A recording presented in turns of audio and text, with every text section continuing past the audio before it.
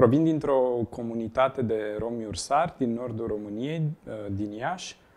E o comunitate foarte, foarte unită și foarte, foarte mare. Și familia mea se ocupă, o parte dintre ei sunt negustori și o parte dintre ei sunt muzicieni sau muzicanți.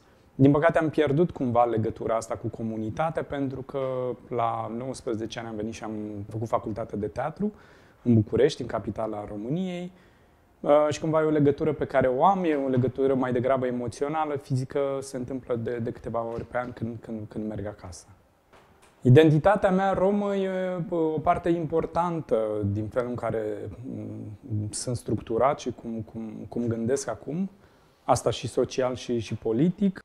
În copilărie lucrul ăsta mai degrabă era o chestie tabu, în care era o identitate pe care nu o afișam față de majoritari. Asta și pentru că în România romii au fost ținuți, în țările române au fost ținuți sclavi, au fost sclavi timp de 500 de ani, după care a urmat perioada celui de-al doilea război mondial, când au fost deportările, în care victime au căzut și foarte mulți romi. Și atunci, dintr-un simț dintre ăsta de protecție, familia cumva ne-a crescut și ne-a îndemnat să ascundem identitatea asta, lucru care s-a întâmplat până la vreo 20 și ceva de ani. Odată ce mi-am asumat identitatea romă în public, am devenit activist pentru drepturile romilor și cumva vine și ca o responsabilitate. Proiectele mele sunt dedicate în zona asta.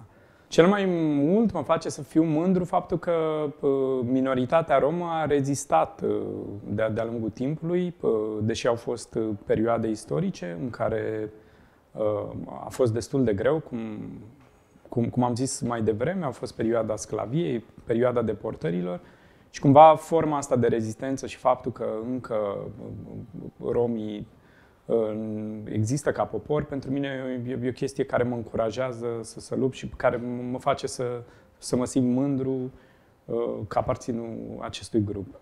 Teatrul Rom pentru mine ar oferi o platformă în care să ne putem recupera istoriile pierdute. Teatrul Rom ne-ar oferi posibilitatea să găsim instrumente de luptă împotriva rasismului și a stigmei care e foarte prezentă asupra minorității rome.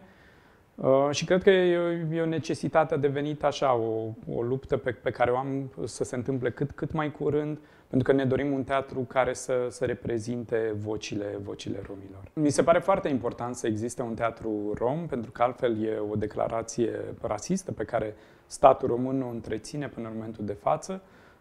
Majoritatea minorităților etnice care conlocuiesc în România au un teatru de stat, mai puțin minoritatea romă.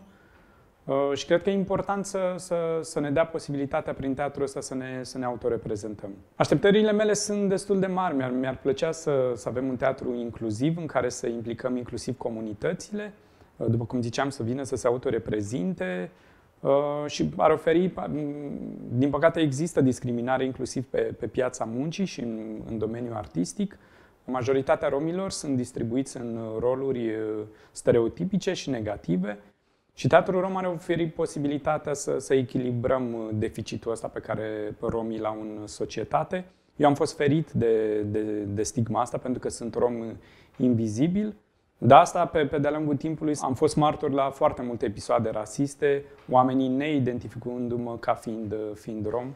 Cel mai mult mi-ar plăcea să pun în scenă un text pe care l-am scris acum 2 ani, într-o rezidență, în cadrul școlii de vară de la Telciu. M-am documentat pe comunitatea de rom care trăiește în mediul rural. Este vorba de o comunitate de rom gabori și mi-ar plăcea să dramatizez textul, să-l pun în scenă, pentru că e important să recuperăm istoriile astea, istoriile unor meserii care din păcate vor dispărea, sunt foarte amenințate să dispară din societate din cauza mecanizării și industrializării.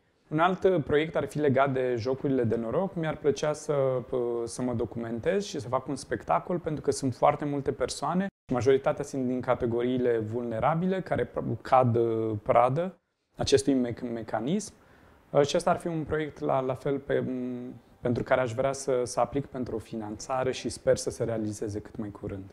Cred că cea mai importantă decizie pe care am luat-o în viață a fost momentul în care am hotărât să zic în public, să-mi asum identitatea romă. Cred că, de fapt, mi-am dat seama că faptul că sunt rom invizibil, de fapt, ăsta e un mare privilegiu și atunci ar trebui să mă solidarizez cu frații și surorile mele care nu au avut aceste privilegii și care au fost discriminați direct.